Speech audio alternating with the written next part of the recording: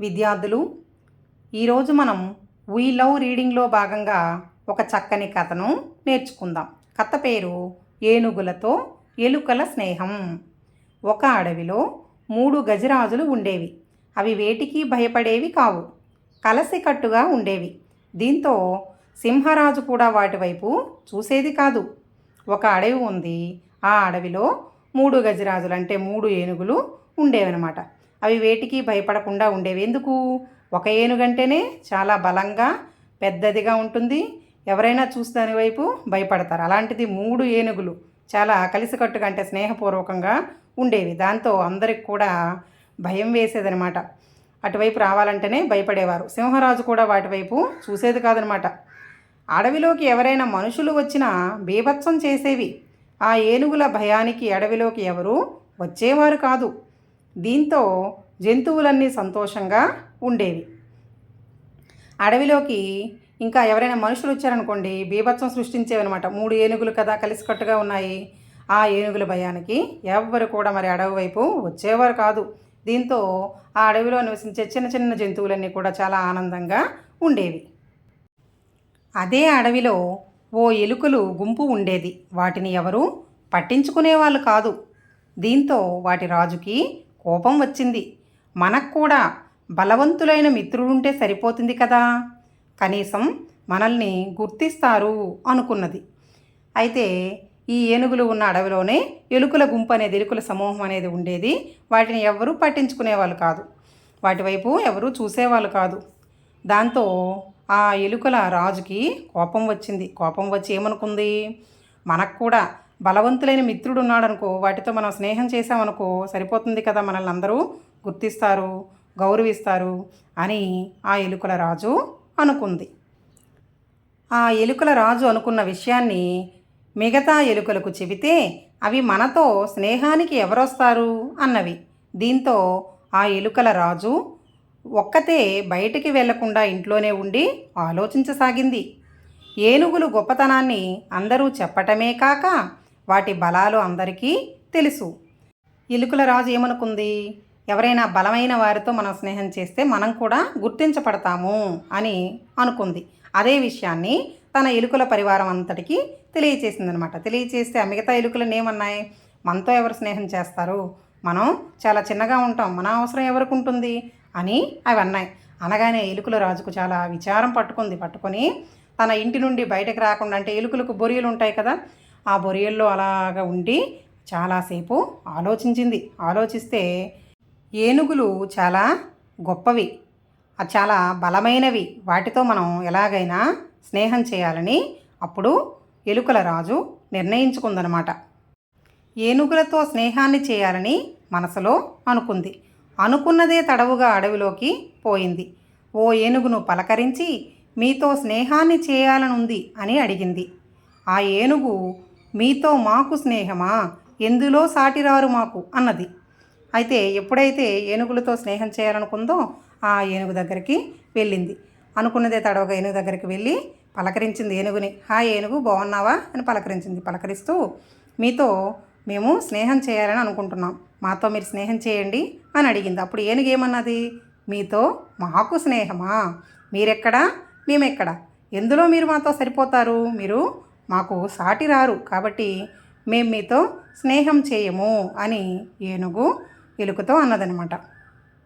ఏనుగు అలా అనగానే ఎలుక వెనక్కి వెళ్ళిపోయి మళ్ళీ తన పరివారంతో వచ్చింది. అప్పుడు 3 ఏనుగులు ఉన్నాయి అక్కడ. గజరాజుల్లారా, మాతో స్నేహం చేయండి అంటూ బతిమలాడాయి. మీతో స్నేహం చేస్తే పరువు పోతుంది, నవ్వుతారు అంతా అన్నవి ఆ 3 ఏనుగులు. ఎప్పుడైతే ఏనుగు మీరు మాకు సాటిరారు, మీతో మాకు స్నేహమా అన్నదో అప్పుడు ఎలుక వెనక్కి వెళ్ళింది. వెనక్కి వెళ్ళి తన పరివారాన్ని అంతటిని, అంటే తన ఎలుకల సమూహాన్ని అంతటిని తీసుకొని వచ్చింది. వచ్చేసరికి అక్కడ 3 ఏనుగులు ఉన్నాయి. అప్పుడు ఆ ఏనుగులను చూసి ఎలుకలు ఈ విధంగా అంటున్నాయి, గజరాజుల్లారా, మాతో మీరు స్నేహం చేయండి అంటూ ఆ గజరాజుల్ని ఈ ఎలుకలు బతిమలాడుకున్నాయి.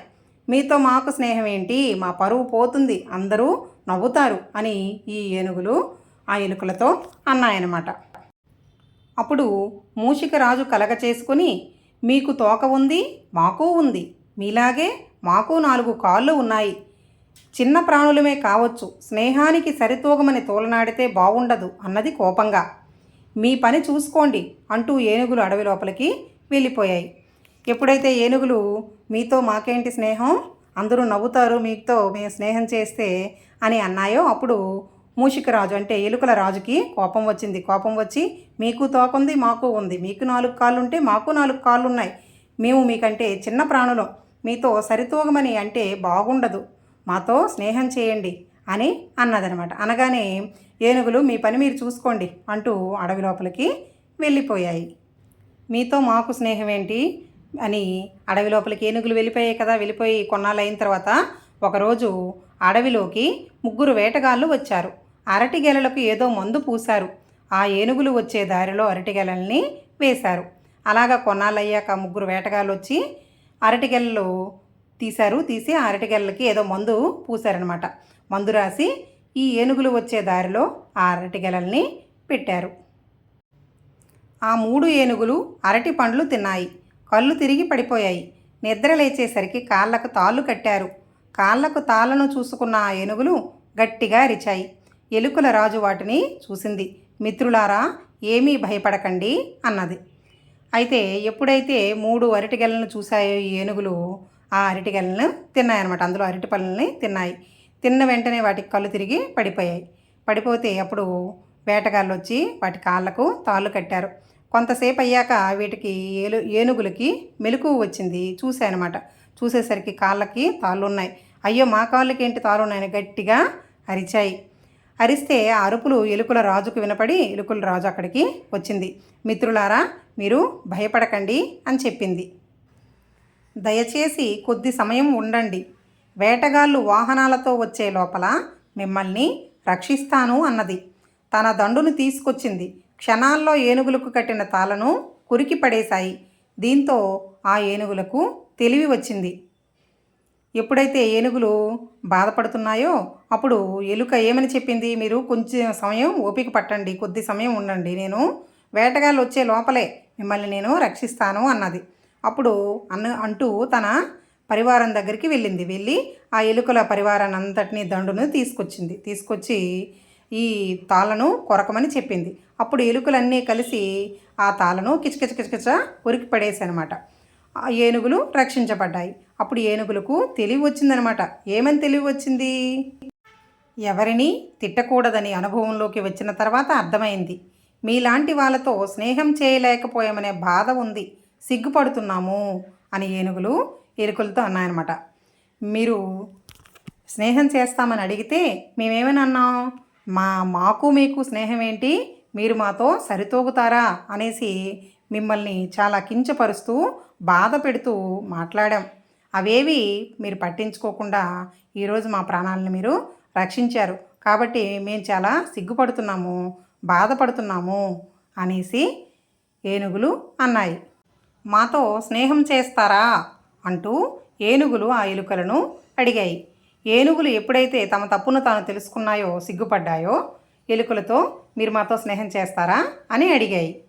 ఎప్పుడైతే ఏనుగులు ఎలుకలతో ఆ విధంగా అడిగాయో ఎలుకలన్నీ సంతోషంగా గంతేశాయి. ఎలుకల రాజు ఆనందపడింది. ఎప్పుడైతే ఏనుగులు మాతో స్నేహం చేస్తారా అని ఎలుకలను అడిగాయో ఎలుకలన్నీ చాలా సంతోషపడి గంతులేసాయన్నమాట. ఎందుకు, వాటికి కావాల్సింది కూడా అదే కదా, కాబట్టి చాలా ఆనందపడిపోయాయి. అంతేకాకుండా ఎలుకల రాజు ఆనందానికైతే మరి ఇంకా అవధులే లేవు.